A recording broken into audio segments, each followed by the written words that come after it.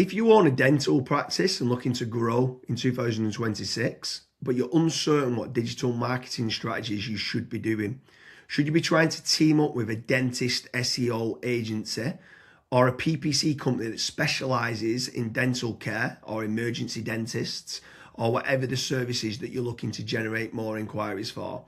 Before looking to spend any money in the dentistry industry, Kasra, what bit of advice would you give to a business owner of a dental practice?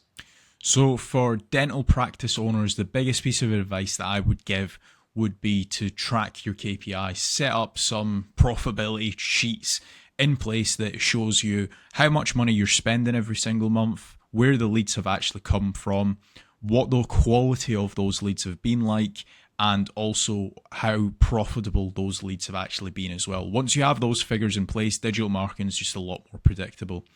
So James, going back to the digital marketing strategies, what would be the first digital marketing strategy that you would recommend to dental practice owners? So step number one for me has got to be branding or brand SEO and making certain that you're looking good online, you've got a strong reputation.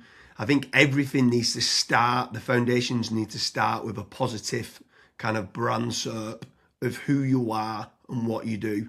So a SERP stands for search engine results page, and getting that branding right across the board then can lead on to other things of what you can be doing. It will improve your conversion rate on paid ads or social media. Any leads that you get in, the conversion rate would be good. If at the 11th hour, they're going to decide who you're going to go with, branding, I think, becomes very, very important. So I'd say that's the first thing that people need to get right for all digital marketing strategies. My next strategy is going to be AI visibility. I feel like more and more companies are actually looking into this. So what does ChatGPT, Claude, Gemini, Grok, Perplexity say about your brand or about your business? Is it a positive thing or is it a negative thing? And also trying to figure out what it says about your competitors as well. And obviously trying to improve that's really important. Some people call it AI SEO, some people call it GEO, some people call it LLM optimization. But this is going to be a big thing in 2026 and also in the years to come as well. Yeah, I think that's a huge strategy that people need to be looking at with regards to artificial intelligence. More and more people are obviously using AI. The next one for me is filling in the form at FatRank or Promo SEO, which do a commission-based lead generation service for UK companies looking to grow. I think it's important to be looking at your own digital marketing efforts to generate your own leads, but also if you can use some freelancers and outsource some as well, you've got that diversification of leads. So head on over to fatrank.com, fill in the form and see whether they can help you with a no-risk supply of inquiries. Promise you'll also do a very similar performance-based lead generation service as well that you might want to fill in the form with there, and just double check whether you can go and get a third-party lead generation company to top up and start generating you some leads for your business to grow in 2026. Yeah, and then next on the list is Google Business Profiles, so Google Map listings. This is like local SEO where you basically just try and get more reviews. You build out your Google Business Profile in your local area. Now, there's pros and cons to this. I think the biggest pro is that once it is actually ranking, you're going to be consistently generating leads. However, to get from nowhere, like let's say you do not have a Google Maps listing at all, to get it ranking to position number one, the issue you've got with that is there might be, let's say, a 60 or 100 review deficit. And to obviously get those reviews, you need leads. So it's one of those things. It's like the chicken and the egg. I for one just think it's good for personal branding or for branding of your company. So always try and get the Google Maps listing, but you should always know the pros and cons to it as well. Yeah, for certain. If you're in a local area, you want to try and get those local maps listing. For me, you need to be omni-channel and omnipresent. Yeah. I think the next part is SEO in general, so organic SEO. Can you be building up your website to try and get your website ranking better?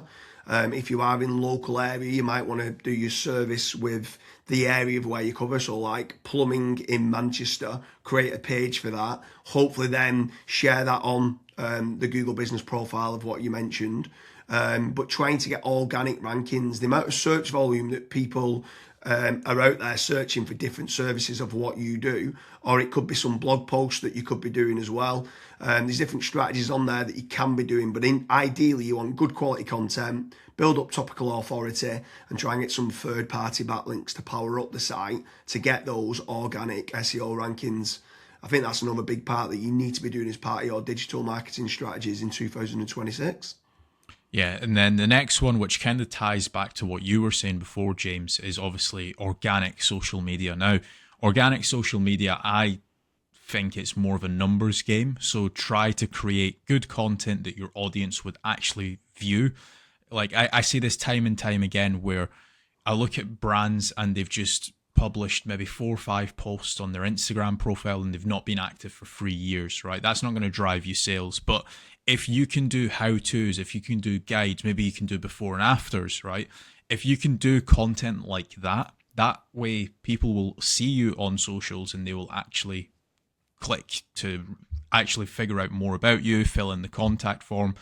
The caveat to organic social media, yes, it's free to do. It's not like PPC, for example, but it is very much a numbers game. So you want to be consistently uploading, maybe not every day, but at least 3 or 4 times a week. Yeah, for sure. On the subject of social media, paid social ads as well is massive. I'm a massive advocate of the kind of the $1 a day strategy of what people talk about. So if you are going to be taking the time to be posting every day, like you mentioned there, for organic social media, just spending a few pounds on those posts and boosting it. So getting case studies, any awards that you've won as well for reputation, and starting boosting that. You can also be running retargeting ads. So if anyone's clicked through to your website, you can be running retargeting, which is paid social as well. Different places like Meta, so whether that's Facebook and Instagram, you've got Twitter, you've got YouTube, you can be running Pinterest, you can even run in places like Reddit as well for paid ads. And I think paid social media is still an untapped market for digital marketing strategies. Yeah. The next one is it's probably a love-hate relationship. It's PPC, right? Google AdWords or doing it on Bing, wherever. That's basically the sponsored results. So if you search for a service, it's above local SEO. Now, I have spoken, and both myself and James, we've both spoken to so many business owners that are either they've spent 10, 15, 20,000 pound on it, and they've not had a single result, or they might have had a few leads and it's just not been of quality. Or you've got other guys that have spent hundreds of thousands on it and they're like, it's the best thing that's ever happened to my business. Now, the reason why people are either they absolutely love it or they absolutely hate it is probably down to how it's been set up. Like there's so many different nuances to PPC. Like for example, having a really proactive negative keyword list, making certain that you have a set of banned IPs. Like, for example, your competitors could be clicking on your ads, and that's deemed as what's called click fraud. Making certain that you've got a high converting landing page, making certain that you KPI your sales team. So when a PPC lead comes in, that is one of the first priorities that they actually take when it comes to contacting the lead. There's all of these different nuances, and if you're not on the ball with PPC, it's probably not going to work for your business. However, if you've got a really good, well-refined sales team, you've got a really good landing page, you've got a well-kept, up-to-date negative keyword list, you are using click fraud software, at that point, it will actually probably perform well for you. But again, just know the pros and cons to PPC. Yeah, for sure. There's certainly pros and cons. There's benefits of using it to get instant leads. But like you said, the amount of people that we speak to that have burnt a lot of budget and not had the inquiries and stuff that's come through as part of the digital marketing is pretty scary. While we're on the subject of paid, obviously we spoke about paid social ads, and now you've spoke there about PPC with Google or Bing. I'm going to throw in the mix paid ads on AI platforms. It's not fully rolled out as we're doing this video, but I know that ChatGPT are looking to try and roll out ChatGPT ads. Claude, Perplexity, other kind of LLMs might start rolling it out in 2026. I think if you're one of the early adopters and innovators to get on there, I think you could be getting cheap leads or cheap contact form submissions. So it's something to look out for of doing paid AI listings and ads. I think that could be something to look out for in 2026. Next on the list, and this is a little bit out of control. You do obviously have like forums that you can get your brand mentioned in, like for example Reddit and Quora. That very much comes down to the after fact, like where are your customers that you've been dealing with previously? Are they actually raving and shouting about you? If they are, then that's a very good resource of getting other people recommending you. So if you can get that, again, it's a little bit out of your control, but asking for reviews, asking for them to recommend you to friends, to people, that can obviously generate you a decent amount of leads and inquiries as well.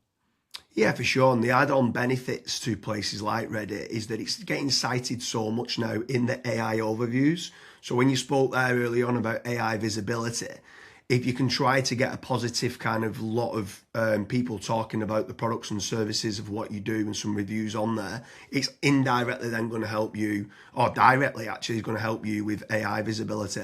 And then the last one for me is tradesman websites, so like Check a Trade, Bark, or teaming up with a third-party lead generation company. Something I would say with all of these practices, Kasra touched on earlier about making certain that you understand your KPIs and your ROAS, return on ad spend. I think it's very important for business owners that are doing any sort of digital marketing to be tracking how much time and effort's being put into, let's say, running organic social media or running paid ads. Everything should have KPIs put in place. And this is exactly the same then with tradesman websites like Check a Trade, Bark, Rated People, My Builder. These could all be amazing platforms to generate leads that could get you a positive return on investment. And if you do, you should continue to be using those platforms. There's certain lead generation companies out there as well that could generate you quite a lot of leads. They could be using organic SEO or PPC or social media ads to generate you those leads. But if they are getting you a positive return on investment, again, I'm all for it as part of your digital marketing strategies. But I just want to repeat one more time with regards to FatRank and Promo SEO. They do lead generation and they guarantee a return on investment. It's a commission-based lead generation service or performance-based lead generation service. So make sure you head on over there, fill in the form. That could just be one part of generating leads of many. You should be trying to generate your own. You should never have a single point of failure, and you should be trying to get that diversification. But make sure you head on over to Promo SEO or FatRank lead generation service as part of your digital marketing efforts in 2026. Thank you very much, Kasra.